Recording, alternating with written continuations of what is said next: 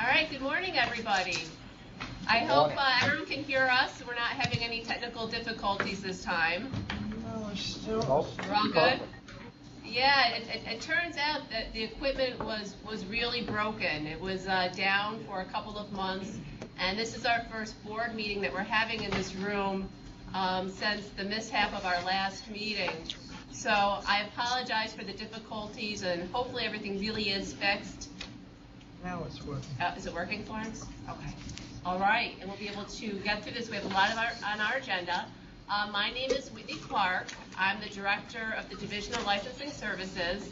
I probably look a little different from Keith. We've had a lot of staffing changes since December.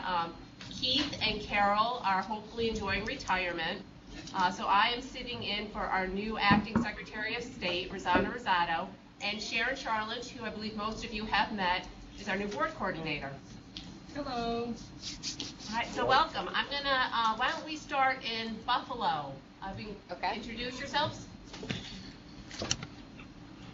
Oh, sorry. Ann Orsini, I'm a dispensing audiologist, board member. Sean Newlands, otolaryngologist, board member. Okay. Good morning. All right, and in New York City. Can you hear us? Yes. Okay, I'm Anthony Massera. I'm a dispensing audiologist and a board member.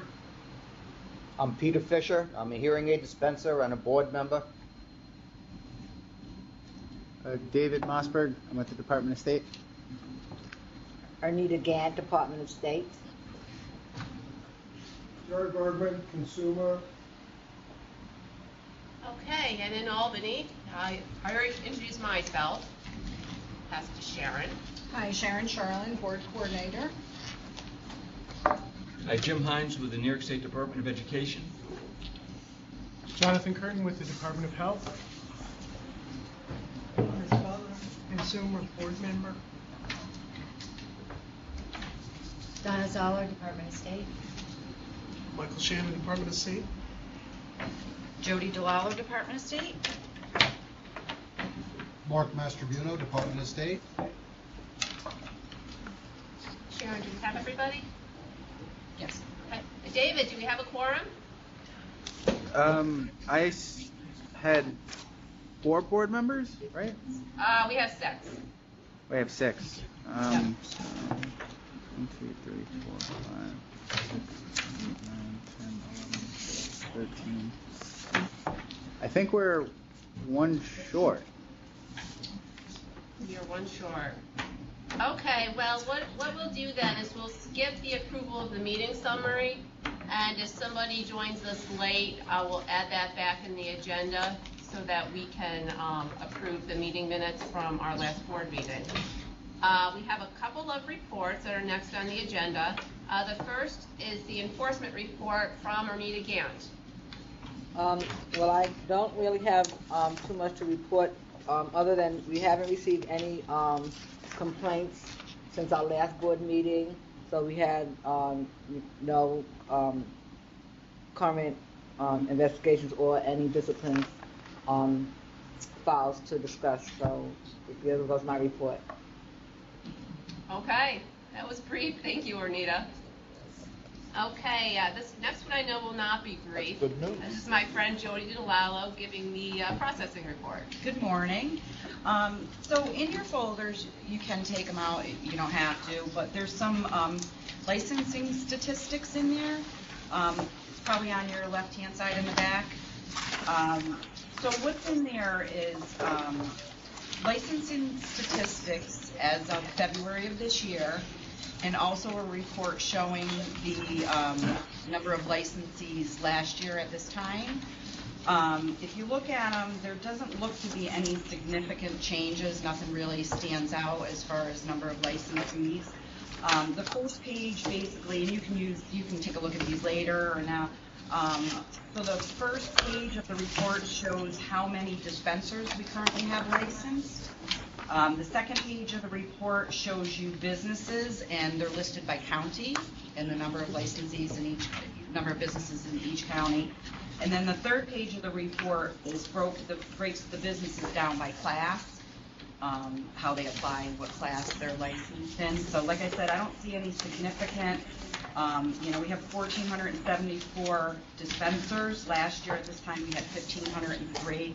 So it doesn't look like there's any significant changes on that. So that's for you if you want to take a look at it, if you're interested in that. That's information for you. I also, talked to staff and kind of took a look at what we were seeing as far as application processing. And Mike is here. He's one of the processing unit staff members. We looked at February, took some examples of February's, how many applications we processed, and kind of wanted to look at the rejection rate. So February, for initial business applications, there was a 17% rejection rate.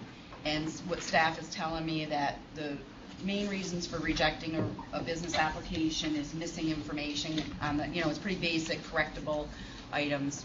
They don't fill in all the information on the application. So that's a big reason for rejection for a business application. And we looked at our dispenser applications for February. We processed 88 dispenser applications with a 35% rejection rate. And it looks like with that, for the trainees submit a business, the actual supervisor is not working at the business where the trainee is going to be training. So that has to get rejected and sent out for correction. And for audiologists, we get audiologists who apply based on experience, but they don't actually have the experience that we're looking for. They don't have the experience prior to 2000 dispensing hearing aids in New York. So that's one of the biggest rejection reasons for an audiologist. That's really it. Are there any questions about that? Okay, that completes my report. Thank you, Jody. Okay, and our next report is the Exam and Education Subcommittee. I know Mark Mastrobuno from Licensing has been working very hard with board members and members of the public to update our curriculum. So I'll turn it over to Mark. Thank you. Good morning, everyone. In your folders, there's a copy of the current proposed syllabus that the Hearing Aid Education Subcommittee, myself, Jody, and members of the public have worked on. We basically updated the curriculum and eliminated any outdated information. The subjects and time frame haven't changed, so I will be providing all the board members a summary of the detailed changes. That isn't included today. However, that information will be available and will also be included with the curriculum when it's sent to all of the instructors who are providing this education. I want to thank everyone who helped out, subcommittee members, Jody DeLallo, very instrumental in putting this together. And I invite any questions from anyone once you've had a chance to look at this curriculum. If there's anything that sticks out or that you'd like to make a comment on, certainly contact me.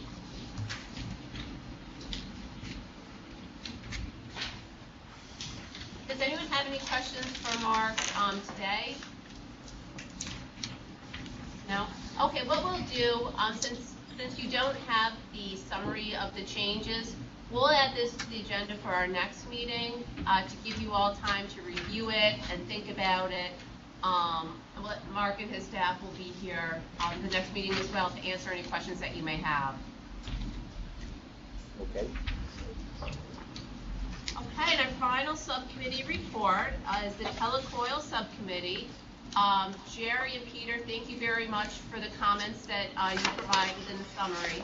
That was very helpful. And I also want to thank all of you, as I did with the Education Subcommittee, for working so hard to put together a very thorough proposal for the board's consideration. So Jerry, would you like to present the report to the board? Thank you. I hope everybody had a chance to at least peruse the written report. So I will just summarize I thank the board for allowing me to discuss in this report how consumers would benefit from some action that could voluntarily be taken by the state to help consumers with the increasingly complex and fast-changing technological world in terms of assistive technology. From our standpoint, when somebody first gets a hearing aid, kind of a shock, kind of entering a new world, and their initial reaction may be wonderful that they now hear sounds they never heard before, but they really tend to have no knowledge whatsoever about the limitations of a hearing aid in terms of being able to hear out in public. And that is with respect to both hearing in noisy environments and perhaps even greater extent to participating in public events where more than 5 or 10 people may be present, and public address systems are typically used, and people with moderate to severe and more hearing loss tend to find that they can't understand any of the discussion in such events, theater, live events of any sort, public meetings, government meetings, and so forth.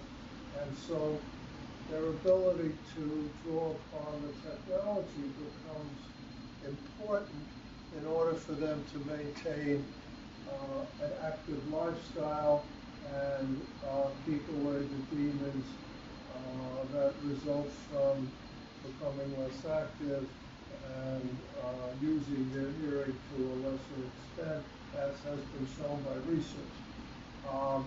So following the December meeting of the board and a meeting of the subcommittee, the staff asked us to look at some specific items, and I've just broadened that a little to open up the possibilities as to what can be done.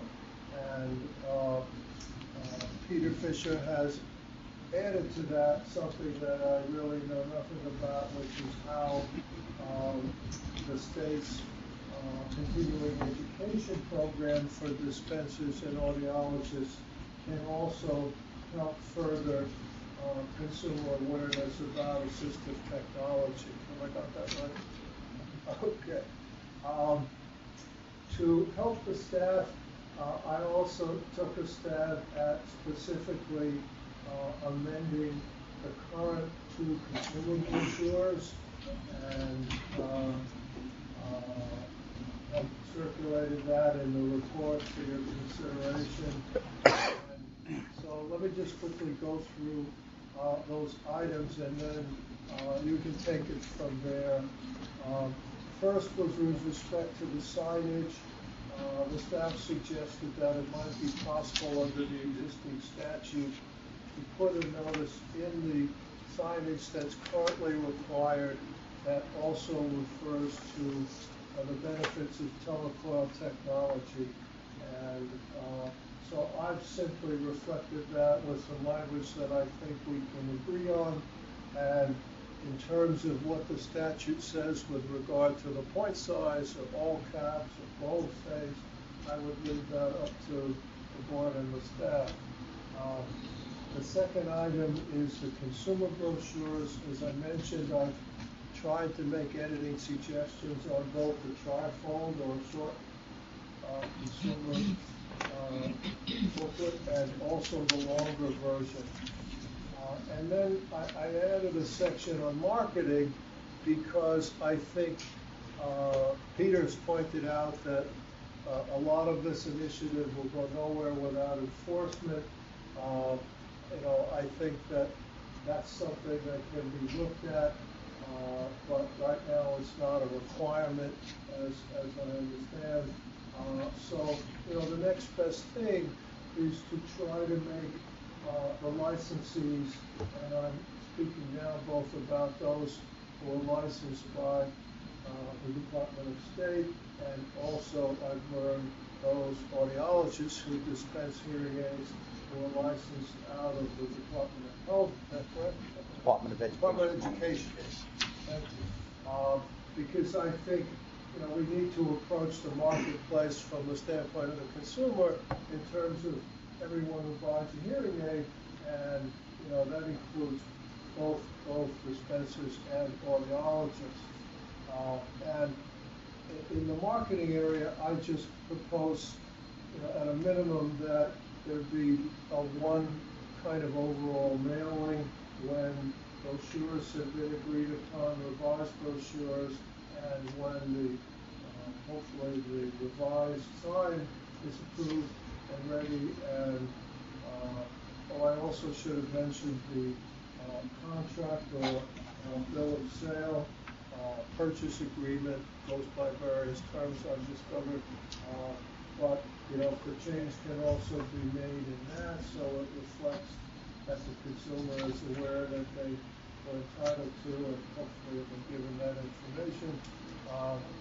All those items be summarized in one mailing, so that people can see this is a concerted approach by the state. And in addition to that, today we live in a visual-oriented society, and video is a very impactful medium, and there are a number of really good short videos, some of which can be seen freely, easily on YouTube, that explain the use of the telecoil and hearing loops, but it would be great if the state at a minimum could make reference to that as a resource that people who sell hearing devices can show in their offices, or even better, to get permission to either reproduce and distribute, or at the very least reference the specific URL, and if the state felt inclined to produce its own video. So that's another suggestion. Then the last one is that, and we talked about this a little bit before, David mentioned there was some legal hurdles, but these are really two wonderful brochures that the Hearing Loss Association has put out, and unlike the consumer guides that we've worked on for the state, these two both specifically deal with what we're talking about here.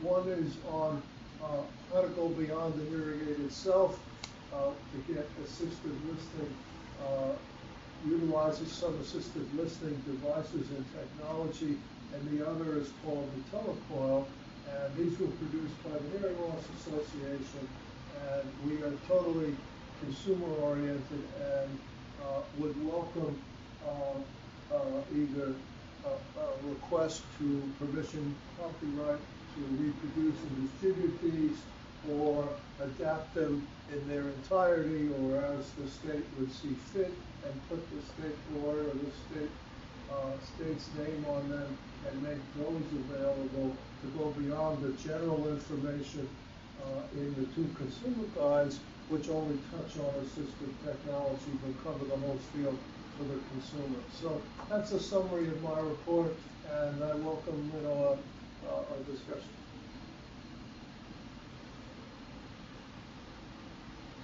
Any questions? No. Okay, well, what I'll do, there are a lot of excellent suggestions in this report. What I will do for our next meeting, I'm going to break them down by the topic and put them on the agenda so that we can discuss them in detail and see which ones that we can, easily move forward with on, and which ones may take a little bit more work. And David, if you could, research between now and the next meeting, the legality of implementing some of the suggestions. May I say something? Certainly. This is Peter Fisher. Number one, I'd like to thank Jerry for all his efforts. He's put a lot of work into this. I know that's because this touches him personally, and I respect that. I also have high regard for the benefit of looped environments and the opportunity for people to use their T-coils and their hearing aids to communicate to the best extent. I encourage moving forward on the items that can come to fruition. And so that's why my stance on utilizing enhanced CEU requirements and also revising the consumer brochures, I think that's important. As far as some of the other things, I am a little bit confused as to what might be accomplished, and once again, as you said, we need David's expertise in order to make a decision as to whether we want to apply ourselves to those items, or because it takes a lot of effort to make those changes, just apply ourselves to the items that can be readily fixed. And so that's where I stand. I have a question for Peter on his suggestions regarding the continuing education. Right. I have a friend who's the technology person at an audiology center, and he said every 2 years he has to take a class in order to maintain his license. Is it a technology specific class, and is that currently optional or required? Well, technically, the CEU, which is required, there are two of them in New York State. One is regarding infection control, and the other regards the laws of New York State. And in view of the fact that the law states that dispensers have to disseminate information about assistive listening devices and T-coils, I do believe we have the opportunity to expand the content of that particular presentation when the CEU was delivered. And that would be part of the required course. Right. One of the two required. Right, and that requirement is not only required of hearing aid dispensers who are licensed by the DOS, but also dispensing audiologists who are licensed by SED. Are you familiar with the content as far as assistive technology goes currently? No, because the content is limited by the fact that there's only an hour required. And so in order to fit all of the items that might be considered important regarding New York State law into an hour presentation, we might have to knock one thing out in order to put more of another thing in, unless the Department of State has the ability to make it a 2-hour presentation. The whole course is 1 hour. Right. That's funny. I took a 2.5-day class just on assistive technology that the hearing loss association, and we didn't get to cover everything. I'd like to ask a related question about the examination that was the first item on the agenda. This is to become a licensee, I gather. There's nothing in here that I can see that speaks to technology at all. Is that correct? Well, the technology is an acceptable subject matter. the current New York State law portion, I don't believe, has any technology subject matter applied to it, if that's the question. I believe that we shouldn't make the required CEU a course on technology. It's assumed that anyone who is currently a registered hearing aid dispenser knows this subject. The only thing we would like to do within that CEU is reiterate the necessity for this to be discussed with our patients and consumers of hearing aids. And so if we can reinforce the importance of that being presented to the consumer, then we've accomplished what I think we need to accomplish without having to teach technology. Actually, let me speak to this. I was actually in Dave's position when we first amended the regulations to require the breakout for the New York law portion. So we do have some flexibility to revise the CE regulations to add more hours, to require hours in certain subjects, and possibly to specify if you think the 1 hour is sufficient, that a portion of that hour shall be devoted to informing the consumer about assisted technology. So, David, take a look at the statute, please, before the next meeting. Let me know if you agree or disagree, and we can add this as another item of discussion for the next board meeting. I think we're going to have quite a few. We're going to have brochures, the YouTube videos, mandating the CE. We have a lot of good things to look at for our next meeting. Okay. One thing I can say briefly on the topic, though, is that when it was originally passed back in 2008, it was sort of determined that currently we have flexibility to govern really like 4 hours for the audiologists who are also registered as dispensers with us.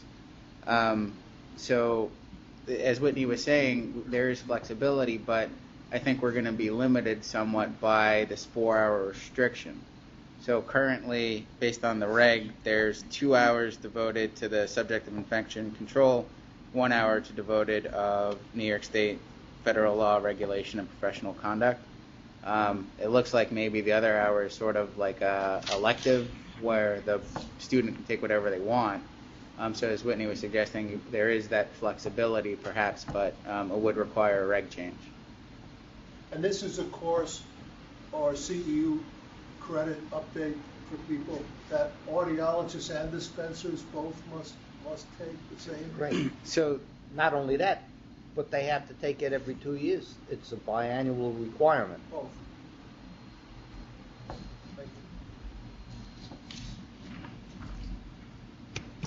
I have a comment to make. Well, yes. Can everybody hear me? First of all, I just think that they've put a nice packet together as far as giving consumers more information about the telecoil. Since we're making changes, I'm not on the committee, but I have an additional suggestion. At the time when the dispensing professional is talking to the consumer about options, there's a lot of things that they have to discuss with that patient besides telecoils. And I think sometimes the consumer's being given so much information at that time, they might not be absorbing it all and remembering everything. Since we're talking about updating the consumer brochure that has more specific information about the telecoil, I think it would make sense to add to the statute that a requirement is to actually provide the consumer with the brochure.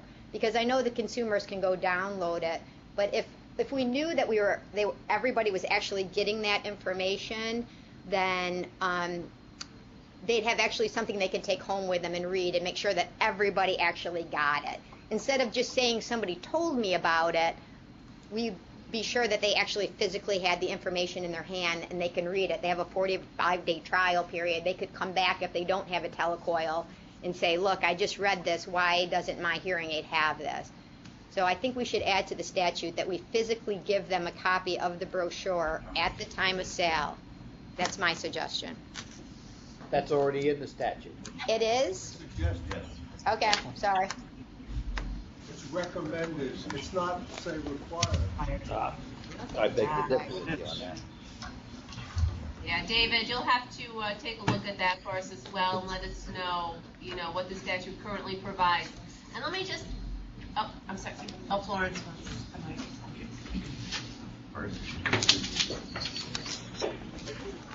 I'd just like to second what, was it Ann who just said that? Ann? Thank you. That's specifically why I think these two brochures that deal with the subject of assistive technology, the one, and the telecoil, the other, are so useful, because somebody who is capable and interested can do this without all the overwhelming information about whether they want 3 programs or 6 programs, whether they want noise suppression or wind suppression, blah, blah, blah. And they can do it in a way that's most comfortable for them. Thank you. I just want us to take a little look at reality. I just went back from a trip where we were all handed receivers and the option of using a netbook. I was the only one who knew how to use it. The other people had no idea of what was being told. So somehow the information is not getting through, whether it's in the brochure, whether it's in the training. So I feel today we're pushing it aside. We're not really dealing with the issue that people do not know what the T-coil is and what the group is. It may mean that audiologists really have to check and see that they understand it first. Thank you, Florence. Anyone else have any comments or questions? No? Okay, well, I will add all of these items to the next meeting agenda so that we can look into each of them in detail and have some discussion. Okay, the next item on the agenda is new business. Does anybody have any new business to bring to the table?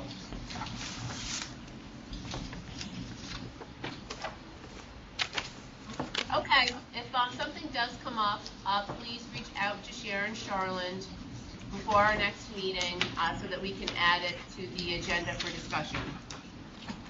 Our next agenda item is public comment period.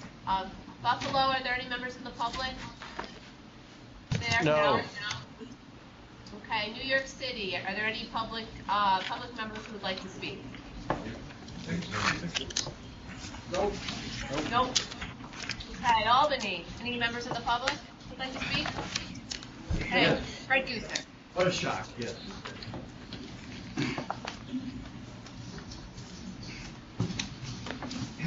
Good morning. My name is Fred Goosen. I am a hearing aid dispenser in the state of New York. I've been dispensing since 1994. I'm also the executive director of the Hearing Healthcare Alliance of New York, which is the professional association of dispensers.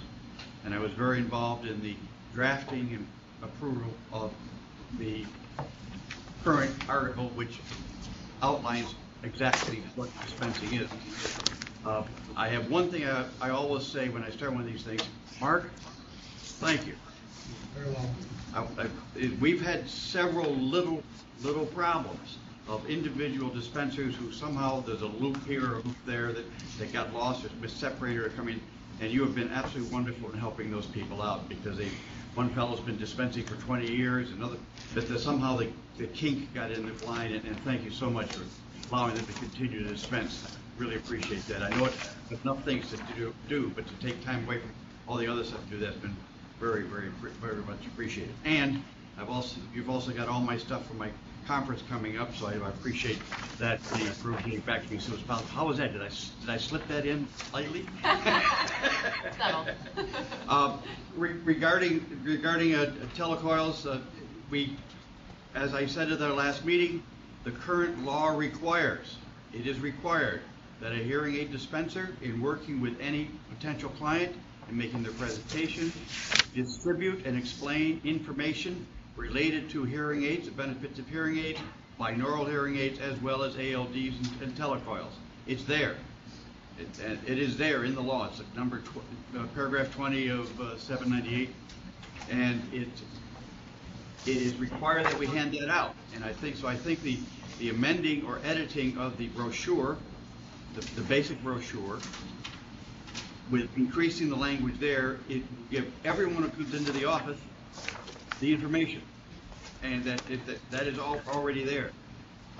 Changing signs and purchase agreements requires statutory change. That's time, and I think this is something that we can do fairly easily as we look at that, just amending the current and existing program, as well as I have an outline that is approved by the state when I deliver my 1-hour course every 2 years, and if part of that has to do with information to be distributed to potential users. I think by putting a little extra emphasis in there someplace, which is not regulatory, it has to do with the outlines that you approve, would be brief, and that way everyone in the state, at least once every 2 years, has to hear me say that same thing so that they know it's there. And one of the things that we do when we do this is Barbara Ahern, who was our attorney, goes over the rules and regs, what you must do according to the law and according to the regulations when you dispense hearing aids. So I think that's a very easy, I think it's easy, but it's easier than passing laws and changing regulations and get things done. I really would like, and certainly we stand by to help. Jerry, I think your 2 brochures are excellent. Maybe there's a way that the Hearing Healthcare Alliance of New York can include them in our program this year and also include them to all our members. Look, as we try to help our clients, every bit of what the hearing aids can do it matters. And this is certainly a very strong use and benefit. Unfortunately, they don't have many chances to use it. So I also would ask HLAA to spend a little time getting the various stages of government to obey the ADA. Hearing loss, hearing impairment is a disability. We've got ramps every place. Every place got a ramp. The elevators have rail, but nowhere do we see looping at the DMV, at other places where people need to hear. And I'd love to see ADA follow more for looping than it is possibly for physical impairment. But that's my talk today. I thank everybody, and I thank Doug and his committee's work on the education and the curriculum. I think it's great. Of course, I always caution that everything that's included there is within our scope of practice, so be careful. Thank you very much. Thank you, Fred. Okay, could I have a motion to adjourn the meeting? Florence? Adjourn. We have a motion from Florence. Do I have a second? Second. In favor? You go ahead. Opposed? Okay.